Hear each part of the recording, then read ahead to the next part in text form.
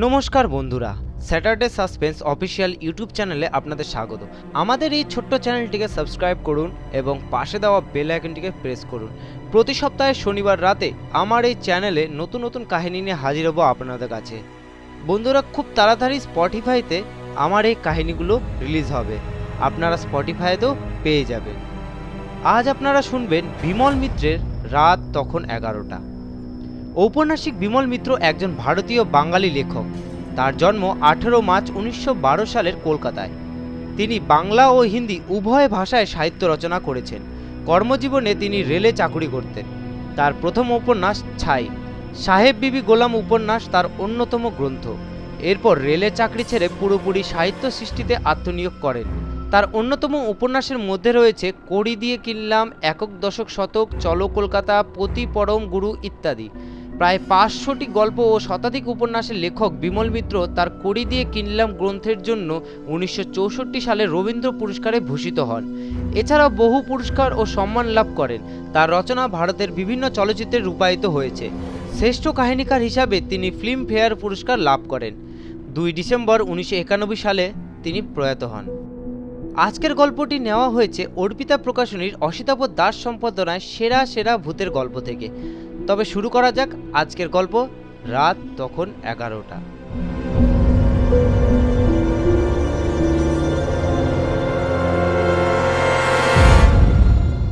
ঘটনাটা ঘটলো রাত 11টার সময়। কলকাতা থেকে দেশে যাচ্ছি। দেশ বলতে যেখানে আমি জন্মেছি। কলকাতা থেকে ট্রেনে যেতে প্রায় 3 ঘন্টা সময় লাগে।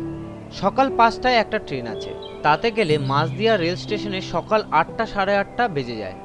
স্টেশনে নেমে আরও 5 ক্রোশ হাঁটা। খুব তাড়াতাড়ি হাঁটলেও তাতে সময় লাগে আরও 2 ঘন্টা।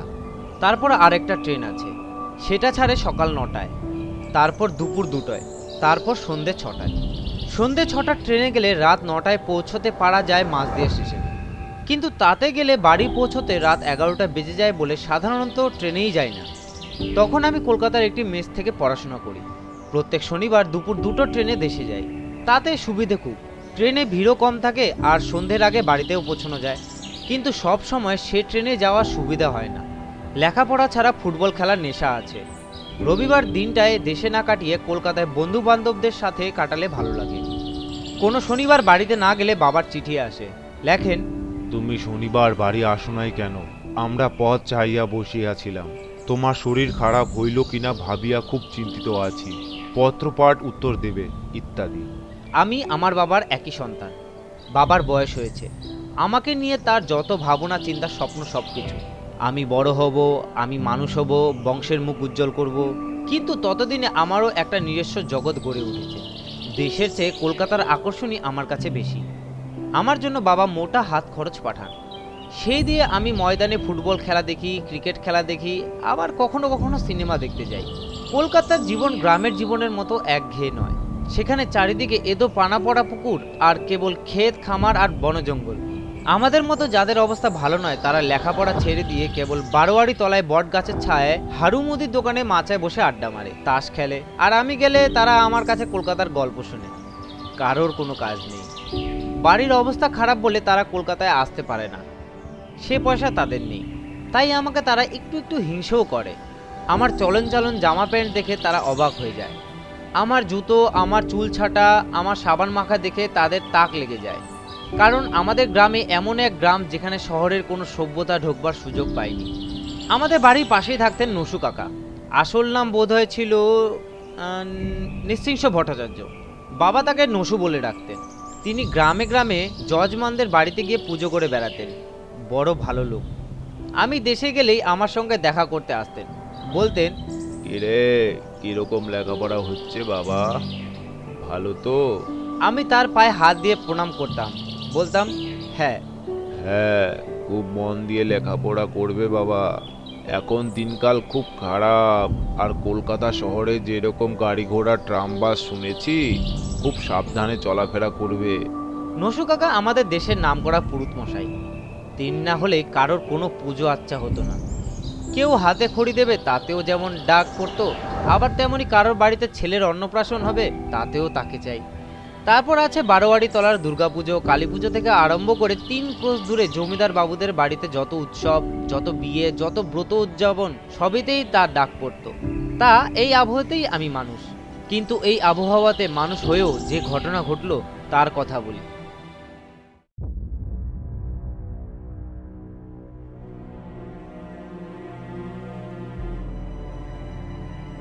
কলকাতায় তখন আমার স্কুলে পরীক্ষা চলছিল। 3 সপ্তাহ দেশে যেতে পারিনি। বাবাকে সে কথা লিখে দিয়েছিলাম যে আমি 3 সপ্তাহের জন্য দেশে যেতে পারবো না। পরীক্ষা যেদিন শেষ হলো সেদিন ছিল শনিবার। মেসে এসে ভাবলাম দুটো ট্রেন ধরবো, কিন্তু কয়েকদিন ধরে রাত জেগে পড়বার পর বড় ক্লান্ত হয়ে পড়েছিলাম। ঘড়িতে বেলা 12:30।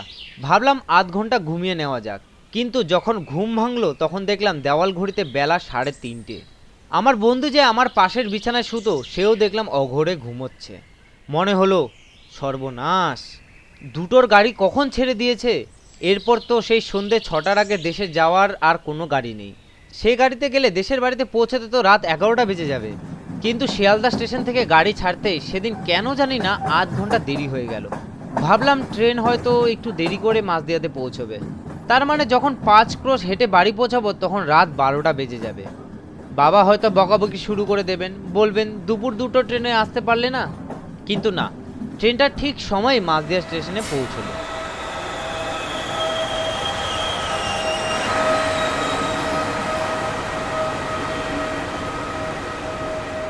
আমি নিশ্চিন্ত হয়ে গেলাম। এদিককার প্ল্যাটফর্ম ছেড়ে উল্টো দিকের প্ল্যাটফর্মে পৌঁছে টিকিট দেখিয়ে গেট পার হলাম। বেশি যাত্রী ছিল না ট্রেনে। গেটের বাইরেই বাজার। অত রাত বলে বাজারের লোকজনের ভিড় বেশ পাতলা। তাড়াতাড়ি বাজার ছাড়িয়ে বড় রাস্তায় গিয়ে পৌঁছলাম। ভেবেছিলাম একটা সাইকেল রিক্সা ভাড়া করে বাড়ি পৌঁছবো, কিন্তু কোনো রিক্সাওয়ালাই অত দূরে যেতে চাইলো না। বেশি টাকার লোভ দেখিয়েও কাউকে রাজি করাতে পারলাম না।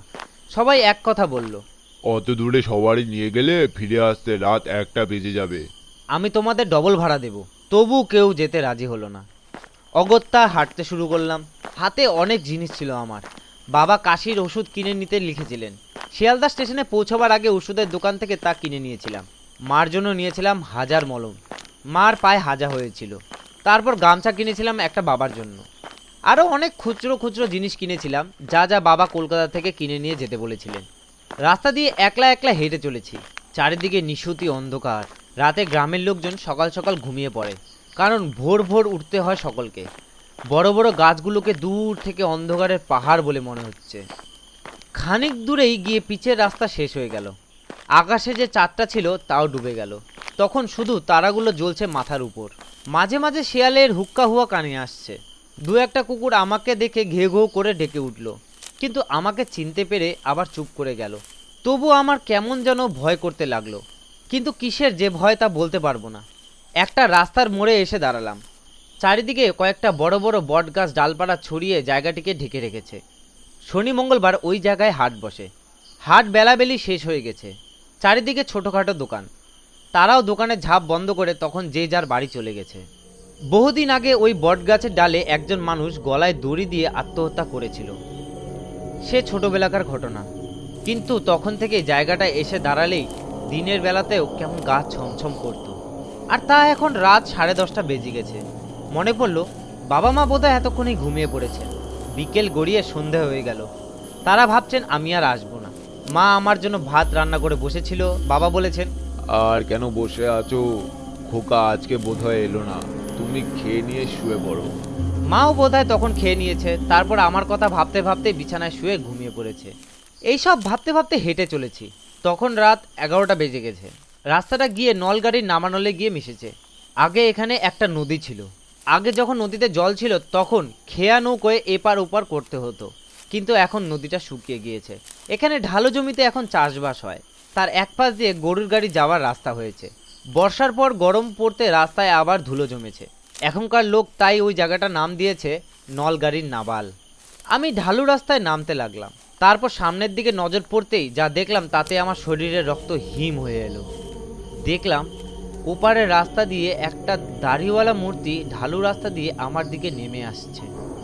রাস্তায় তার পা নেই, শুধু হাওয়ায় ভাসতে ভাসতে এগিয়ে আসছে আমার দিকে। আমি আর এগোলাম না। এগোতে ভয় করলো। ও কি তবে সেই লোকটার মূর্তি? যে একদিন বট গাছে গলায় দড়ি দিয়ে মরেছিল? তখন কত লোকের মুখে শুনতে পেতুম যে সে নাকি ওই অঞ্চলের ভূত হয়ে ঘুরে বেড়ায়, কিন্তু আমি নিজের চোখে তো কখনো দেখিনি। হঠাৎ আমাকে লক্ষ্য করে মূর্তিটা কথা বলে উঠল। কে ওখানে? আমি জবাব দেব বুঝতে পারলাম না, শুধু একটু থেমে বললাম, আমি। আমি কে?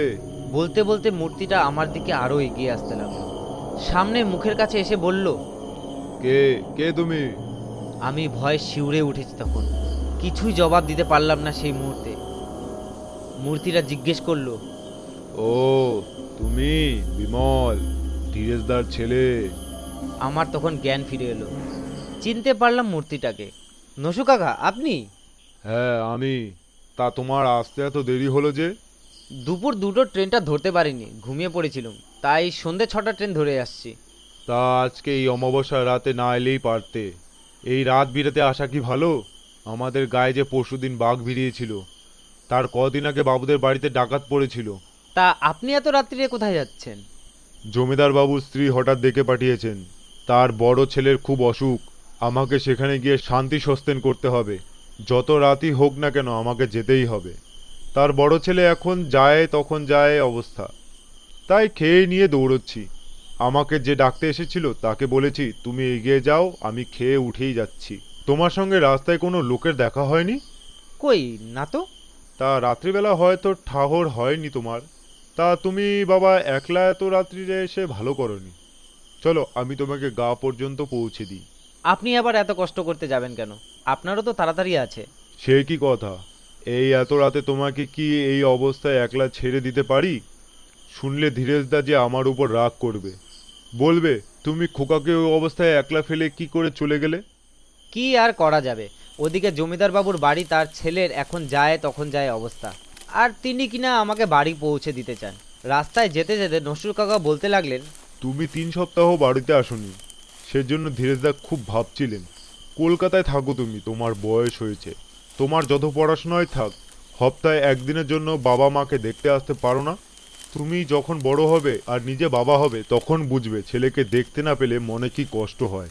আমি নসু কাকার কথা শুনে কথার কোনো জবাব দিতে পারলাম না, চুপ করে নসু কাকার সঙ্গে চলতে লাগলাম। তারপর যখন বাড়ির কাছাকাছি এসেছি তখন নসু কাকা বললেন, ওই দেখো তোমাদের বাড়ি। এবার আর কোনো ভয় নেই, আমি চলি, আমার খুব তাড়া আছে। বলে তিনি চলে গেলেন। আমি আমাদের বাড়ির সদর দরজায় কড়া নেড়ে ডাকতে লাগলাম, বাবা বাবা বাবা। বাবা আমার ডাক শুনেই ধরফর করে জেগে উঠেছেন, মাও জেগে উঠেছেন। তাড়াতাড়ি দরজা দিয়ে আমাকে দেখে বললেন, খোকা তুমি এসে গেছো? কোন ট্রেনে এলে? দুপুরে ট্রেনে আসতে পারলে না? দুপুরবেলা পরীক্ষা দিয়ে এসে ঘুমিয়ে পড়েছিলাম তাই। তা বলে সন্ধ্যের ট্রেনে আসতে হয়? জানো বাড়ি পৌঁছোতে রাত 11টা বেজে যাবে। তাছাড়া গায়ে পরশুদিন বাঘ বেরিয়েছিল, তা জানো? কদিন আগে বাবুদের বাড়ি ডাকাত পড়েছিল। আমি তো জানতাম না, রাস্তায় দেখা হয়ে গেল নসু কাকার সঙ্গে, তিনি আমাকে নিজে বাড়ি পর্যন্ত পৌঁছে দিয়ে গেলেন। নসু? নসু কাকা? হ্যাঁ, তার সঙ্গে নলগাড়ির নাবালে দেখা হয়ে গেল। তিনি জমিদার বাবুদের বাড়ি যাচ্ছিলেন, তাদের বড় ছেলে মরো তাই তিনি শান্তি সস্তেন করতে যাচ্ছিলেন। বাবা আমার দিকে হতবাক হয়ে চেয়ে রইলেন, মাও অবাক। বাবা বললেন, তুমি ঠিক দেখেছো, তোমার নসু কাকা, তিনি তোমার সঙ্গে কথা বলেছেন। তুমি কি আবল তাবল বকছো? বারে, আমি ভুল দেখবো কেন? আমি নসু কাকাকে চিনতে পারবো না? কিন্তু তোমার নসু কাকা যে পরশুদিন মারা গিয়েছেন, আমরা যে নবদ্বীপে গিয়ে তা সৎকার করে এলুম।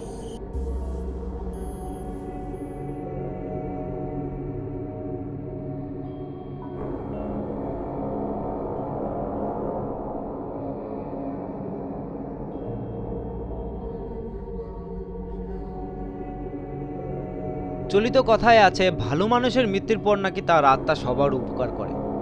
সত্যি না মিথ্যে তা জানি না, আমরা কোনো অন্ধবিশ্বাসকে প্রশ্রয় দেই না। গল্পের লেখক গল্পকে আরও মজাদার করার জন্য অলৌকিক আবহ তৈরি করেন। আজকের গল্প পাঠে আমি আকাশ, অন্যান্য চরিত্রেও আমি। আজকে আপনারা শুনলেন বিমল মিত্রের রাত তখন 11টা। সবাই ভালো থাকবেন, সুস্থ থাকবেন, শুভরাত্রি।